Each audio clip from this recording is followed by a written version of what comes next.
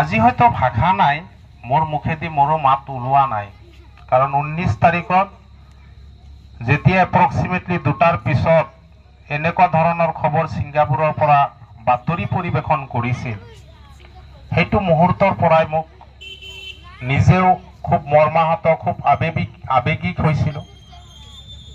নিজে বহুত টাইমত চিন্তা কৰিছিলোঁ ফেচবুকৰ পোষ্টটো চাই যে কিজানি এইটো মিছাও হ'ব পাৰে, কিন্তু যেতিয়া প্ৰত্যেকটা চেনেলতে জুবিন গাৰ্গৰ এনেকুৱা মৃত্যুৰ খবৰটো দেখা পালোঁ, লগে লগে আৰু বেছি আবেগিক হৈছিলোঁ। আৰু কিমান মিলিয়ন বিলিয়ন মানুহে লগে লগে কমেণ্ট আৰু লাইক কৰিছিল।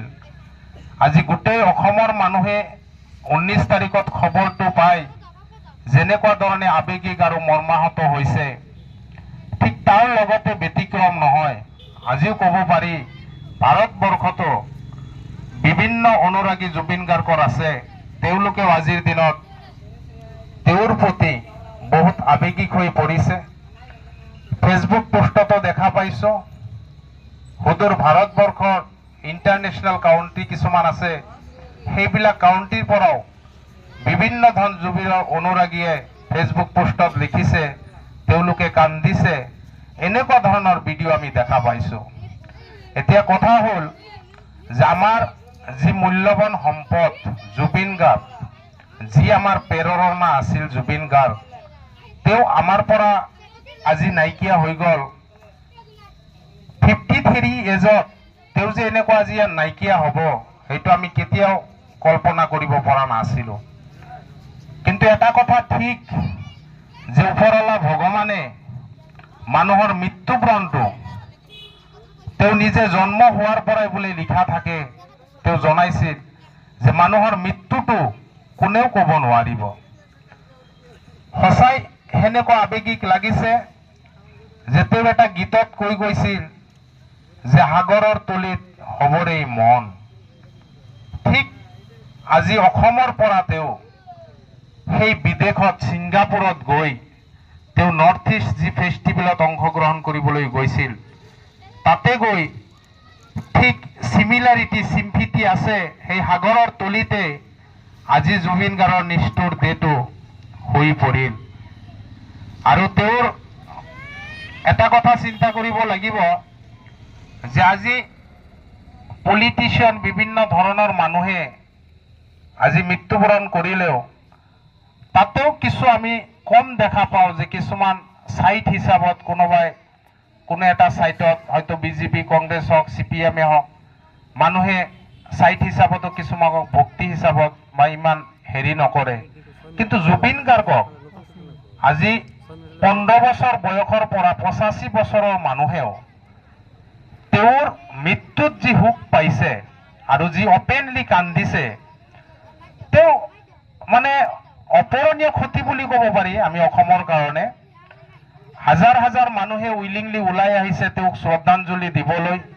কিছুমান মানুহ দুদিনৰ পৰা পুৰো টোপনি নাই, তেওঁৰ আবেগিক হৈ তেওঁৰ সুখ কৰিবলৈ লৈছে। গতিকে পইচা দি মানুহ কোনেও গোটাব নোৱাৰে। ঠিক তেনেকুৱা এজন ব্যক্তি আমি দেখা পাইছিলোঁ যে অসমত আমাৰ প্ৰজন্মৰ, আমাৰ দিনত শ্ৰদ্ধাৰ জুবিন গাৰ্গ।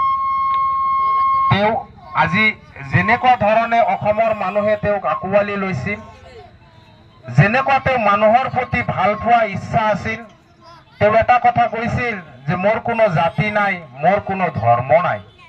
ঠিক তাৰ লগতে সম্বন্ধ ৰাখি আজি গোটেই সমূহ জাতি, ধৰ্ম, বৰ্ণ নিৰ্বিশেষে সকলো মানুহেই তেওঁক ৰাজহুৱাভাৱে শ্ৰদ্ধাঞ্জলি দিছে। গতিকে তেওঁৰ ভাষা আৰু মোৰ মুখলৈ ক'ব গ'লে আকৌ আবেগিক হৈ পৰোঁ। সঁচাই এটা ফিল্মৰ নিচিনা লাগি আছে যে আজি তেওঁ আমাৰ পৰা হেৰাই গৈছে। কিন্তু মনত এনেকুৱা লাগে নিশ্চয় তেওঁৰ গীতবোৰ যি আজিৰ দিনতো আমাৰ মাজত উপহাৰ দি গৈছে, এপ্ৰক্সিমেটলি ক'ব গ'লে 40,000ৰ ওপৰত গীত তেওঁ নিজে লিখিছে আৰু নিজে গাইছে। সেই গীতবোৰ দুদিন ধৰি যেনেকুৱা ধৰণে বাজি উঠিছে, তেওঁৰ প্ৰত্যেক গীতবোৰ শুনিলেই আৰু বেছি মৰ্মাহত হৈ যাওঁ। গতিকে মই ভাবোঁ অসমৰ পৰা যি সম্পদ আমি হেৰাইছোঁ, ঠিক আগন্তুক দিনত তেওঁৰ কথা আমি মনত কৰি বা বিভিন্ন জগাত তেওঁ যে অমৰ হৈ থাকিব, আমাৰ হৃদয়ত সদায় থাকিব, তাৰে প্ৰমাণ আমি জুবিন গাৰ্গৰ গীতবোৰত পাম নিশ্চয়। সকলোৱে আমি মৰ্মাহত, আমাৰ মনৰ কথা কিছু কোৱাৰ কাৰণে তো উদ্যোক্তাসকলে চেষ্টা কৰিছে। 1972 চনৰ 18 নৱেম্বৰৰ এক শুভ দিনত মেঘালয়ৰ তুৰাত পৃথিৱীৰ বিখ্যাত অসমৰ সুসন্তান জুবিন গাৰ্গৰ জন্ম হয়। কৰ্মৰাজিৰ বিষয়ে সকলোৱে কৈছে। পৃথিৱীৰ অদ্বিতীয় শিল্পী, যিজনে 38,000 গীত গাইছে, নিজে কণ্ঠদান কৰিছে, 5,000তকৈ অধিক নিজে লিখিছে, 40টা ভাষাত গান গোৱা শিল্পী মোৰ দৃষ্টিত নাই। জুবিন দা অদ্বিতীয়। তেওঁৰ মৃত্যুত অংশগ্ৰহণকাৰী শুভাকাংক্ষীসকলৰ ক্ষেত্ৰত ৱৰ্ল্ড ৱাইড, গোটেই পৃথিৱীত তেওঁতো বৰ্তমানলৈকে 4ৰ্থ স্থানত আছে। এজন শিল্পী, তেওঁ কিমান ভাল পালে মানুহ এনেকৈ ওলাই আহিব পাৰে। যিসকলে জুবিন দাৰ ভাল পায় তেওঁলোকে উপলব্ধি কৰিব পাৰিছে।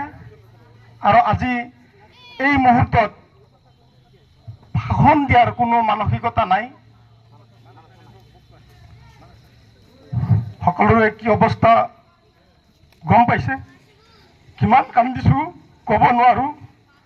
এতিয়া মই মানে কিবা কোৱাৰ পৰিৱেশত নাই। ভাত খাব পৰা নাই, কথা ক'ব পৰা নাই, ফেচবুক পোষ্ট কৰিম, কি লিখিম, ভাষা নাই। সৰ্বপ্ৰথমে মই পশ্চিম বৰপেটা ছ'চিয়েল ৱেলফেয়াৰৰ কৰ্মকৰ্তা তথা NGOটোক মই ধন্যবাদ জ্ঞাপন কৰিম যে তেখেতসকলে আজি অসমৰ হাৰ্টথ্ৰব জুবিন গাৰ্গ ডাঙৰীয়াৰ যি শ্ৰদ্ধাঞ্জলি অনুষ্ঠান অনুষ্ঠিত কৰিছে, তাৰ কাৰণে তেখেতসকলক ধন্যবাদ জ্ঞাপন কৰিছোঁ। সেইকাৰণে ধন্যবাদ জ্ঞাপন কৰিছোঁ যে এনেকুৱা অনুষ্ঠানে আচলতে আমাৰ সমন্বয়ৰ যি একতা, এই একতাক দৃঢ় কৰে। গতিকে জুবিন গাৰ্গ সম্পৰ্কে উপৰোক্ত বক্তা দুয়োগৰাকীয়ে যথেষ্ট কৈছে। ইয়াত দীঘলীয়া বক্তব্য ৰাখি আপোনালোকক আৰু আমনি কৰিব বিচৰা নাই। কিন্তু জুবিন গাৰ্গৰ যেতিয়া খবৰ পাইছিলোঁ যে তেখেত আকস্মিক মৃত্যু, তেখেতৰ অকাল মৃত্যু, একচুৱেলি মৰ্মাহত হৈছিলোঁ। আৰু এইকাৰণে মৰ্মাহত হৈছিলোঁ যে আপোনালোকক মই ভাষাৰে বুজাব নোৱাৰাকৈ মই তেওঁৰ ভক্ত আছিলোঁ, তেওঁৰ অনুগামী আছিলোঁ। তেওঁক মই অন্ধৰ দৰে ভাল পাইছিলোঁ। আৰু সেই অন্ধৰ দৰে ভাল পোৱা ব্যক্তিগৰাকী যেতিয়া হঠাৎ মৃত্যুৰ খবৰ পোৱা যায়, তেতিয়া মৰ্মাহত হোৱাটো স্বাভাৱিক। জুবিন গাৰ্গ আপোনালোকে সকলোৱে জানে যে 1972 চনৰ 18 নৱেম্বৰ মাহত তেখেতে মেঘালয়ৰ তুৰাত তেখেতৰ জন্ম হৈছিল। তেখেতৰ পিতৃ এগৰাকী মেজেষ্টেট কবি আছিল। তেখেতে এতিয়াও জিন্দা, পিতৃ এতিয়াও জিন্দা আছে। গতিকে তেখেতে 40টা ভাষাত গীত পৰিৱেশন কৰিছিল, গীত গাইছিল। আৰু তেখেতে 38,000 গীত গাইছিলে। তেখেতে 5,000 গীত নিজে ৰচনা কৰিছিলে। গতিকে এনেকুৱা এটা ভাষা নাছিলে যে 40টা ভাষাত গীত গোৱা মানুহ আচলতে সচৰাচৰ যে জুবিনদাৰ বাদে যে কোনোবা আছিল বা আহিব, এই কথাটো কিন্তু বিশ্বাস কৰিব নোৱাৰি। গতিকে জুবিনদাৰ তেওঁ একক, তেওঁ কাকো খাতিৰ নকৰোঁ বুলি যি কথা তেখেতে ক'ব পাৰিছিল, সেই কথা সম্ভৱতঃ আৰু কোৱা মানুহ, ইমান নিৰ্ভীকভাৱে কোৱা মানুহ নোলাব। তেখেতৰ কোনো জাতি ধৰ্ম নাছিলে। জাতি ধৰ্ম নিৰ্বিশেষে তেখেতে মানুহক ভাল পাইছিল। তেখেতে কৈছিল মোৰ কোনো জাতি নাই, মোৰ কোনো ধৰ্ম নাই, মোৰ ভগৱান নাই।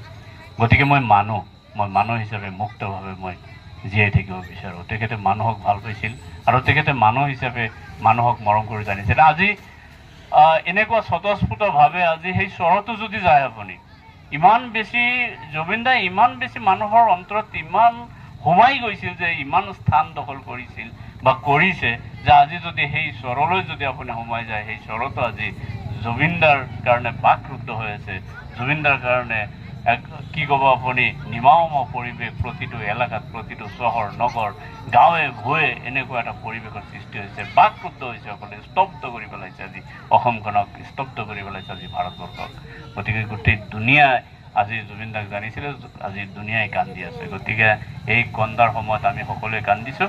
আমি এটাই প্ৰাৰ্থনা ঈশ্বৰৰ ওচৰত কৰিব পাৰোঁ, আল্লাহৰ ওচৰত কৰিব পাৰোঁ, জুবিন দা এতিয়া য'তে আছে শান্তিত থাকক, জুবিন দা স্বৰ্গগামী হওক, আৰু জুবিন দা সদায় আমাৰ অন্তৰত জীয়াই থাকক। তেখেতৰ যি সৃষ্টি, এই সৃষ্টিৰ কাৰণে তেখেতে সদায় আমাৰ মাজত জীয়াই থাকিব। গতিকে মই বিশেষ নকওঁ, এইখিনি কথা সভাপতি ডাঙৰীয়াই বা সম্পাদক ডাঙৰীয়াই মোক ক'বলৈ দিয়াৰ বাবে তেখেতক পুনৰ ধন্যবাদ জ্ঞাপন কৰি জুবিন দাৰ আত্মাৰ চিৰশান্তি কামনা কৰি এইখিনিতে সামৰিছোঁ। ধন্যবাদ। আপোনালোকে নিশ্চয় ইতিমধ্যে অৱগত হৈছেই যে যেতিয়াৰ পৰা জুবিন গাৰ্গ নোহোৱা হৈছে তেতিয়াৰ পৰাই যেন পৃথিৱীখন নীৰৱ নিস্তব্ধ হৈ আছে। আমি প্ৰত্যেকগৰাকী নিশ্চয় ফলতে কৈছোঁ, এনেকুৱা হৈ গৈছে যে জুবিন নাই মানেই যেন পৃথিৱী নীৰৱ নিস্তব্ধ, জুবিন নাই মানেই অসমীয়া জাতি নীৰৱ নিস্তব্ধ, জুবিন নাই মানেই সমাজ ব্যৱস্থা নীৰৱ নিস্তব্ধ, তেনেকুৱা এটি পৰিৱেশ আহি পৰিছে। আৰু তেখেত এগৰাকী ধৰ্ম নিৰপেক্ষ ব্যক্তি আছিল, যাৰ কাৰণে জাতি ধৰ্ম বিভিন্ন জাতি ধৰ্ম বৰ্ণৰ মানুহবিলাকে তেখেতৰ প্ৰতি আদি শ্ৰদ্ধা নিবেদন কৰিছে, সকলোৱে কান্দিছে। তেখেতে নিজেও কৈছিল, মোৰ জাতি নাই, মোৰ ধৰ্ম নাই, মোৰ ভগৱান নাই, মই মুক্ত। কাৰণ তেখেত এনেকুৱা এগৰাকী ব্যক্তি আছিল, তেওঁ মানুহকহে চিনি পাইছিল, যাৰ কাৰণে আপোনালোকেও জানে সদায় তেওঁৰ লগত মানুহ নাথাকিলে, 15-20 গৰাকীকৈ মানুহ নাথাকিলে তেওঁ ভাল নালাগিছিল। তেখেতৰ কিন্তু ধন সম্পত্তি নাই, তেখেতে মানুহক ভাল পাইছিল, মানুহক ভাল পাব শিকিছিল আৰু মানুহক ভাল পাই আছে। গতিকে তেনে এগৰাকী ব্যক্তি আজি আমাৰ মাজৰ পৰা নোহোৱা হৈছে। ক'বলৈ গ'লে বৃহত্তৰ অসমীয়া জাতিৰ অপূৰণীয় ক্ষতি, যি ক্ষতি হয়তো জুবিন গাৰ্গৰ নিচিনা হয়তো কোনোবাই গান গাব পাৰে, কিন্তু জুবিন গাৰ্গক বিচাৰি পোৱা নাযাব। গতিকে তেখেতৰ মৃত্যু হ'ল, আপোনালোক নিশ্চয় অৱগত হৈছে, ছিংগাপুৰত সাগৰৰ তলিত বুলিয়ে ক'ব লাগিব। কিছুমানে হয়তো এইটো দুৰ্ঘটনা বুলিও কৈছে, বিভিন্নজনে বিভিন্ন মত দিলে। এতিয়া কথাটো হৈছে যে মানুহৰ যেতিয়া জন্ম মৃত্যু ক'ত কেতিয়া কেনেকৈ হ'ব কোনেও নাজানে। গতিকে তেখেত তেনেকৈ মৃত্যু হ'ব। আৰু এটা কথা আমি সকলো উপলব্ধি কৰিব পাৰোঁ, তেখেতে নিজেও কৈছিল যে মোৰ সাগৰৰ তলিত শুবৰে মন। এই যে তেখেতৰ কিছু চিন্তা ভাৱনা যেন বাস্তৱিত হ'ল। আৰু ইতিমধ্যে ফেচবুকত এটি পোষ্ট পাইছোঁ, আপোনালোকেও হয়তো অৱগত হৈছে যে তেখেতে পোষ্টত এনেকুৱা ধৰণে উল্লেখ কৰিছিল, যে এগৰাকীয়ে উল্লেখ কৰিছে যে তেখেতে তেখেতৰ ঘৰতে এডাল গছ ৰুইছিল, বকুল নেকি কিবা পাহৰিলোঁ। গছজোপা ৰোৱাৰ পিছতে তেখেতে কৈছিল, গছজোপা জীৱনেই দীঘল হ'ব, জীৱনেই আগবাঢ়ি যাওঁ, জীৱনেই ওখ হ'ব, ময়ো তেনেকৈ আগবাঢ়ি যাম, মই তেনেকৈ ওখ ডাঙৰ হৈ থাকিম, মই তেনেকৈ ওপৰলৈ গৈ থাকিম। আৰু যেতিয়া গছডাল মৰহি যাব, ময়ো মৰি যাওঁ। ঠিক তদ্ৰুপ মই শুনা মতে, মই নাজানো, ফেচবুক পোষ্টৰ ওপৰত ভিত্তি কৰি কৈছোঁ যে সেই গছডালো আজি কেইবামাহ ধৰি তেনেকুৱা মৰহি যাওঁ যাওঁ অৱস্থা। আৰু তদ্ৰুপ জুবিন গাৰ্গ কোৱাৰ দৰেই তেখেতেও ইহক জগতৰ পৰা তেওঁ বিদায় ল'লে। তেখেতৰ অতুলনীয় এইকাৰণে ক'ব লাগিব, তেখেতে 38,000 গীত তেখেতে গাইছিল আৰু 40টা ভাষাত, অসমীয়া, বেংগলী, ইংৰাজী, হিন্দী, উৰ্দু, নেপালী, বড়ো, এনেকৈ 40টা ভাষাত। আৰু তেখেতে অসমৰ বুলি ক'ব নোৱাৰি, ভাৰতবৰ্ষ বুলি ক'ব নোৱাৰি, এগৰাকী বিশ্বৰ বৰেণ্য ব্যক্তি বুলি ক'ব লাগিব। আৰু ইতিমধ্যে এটি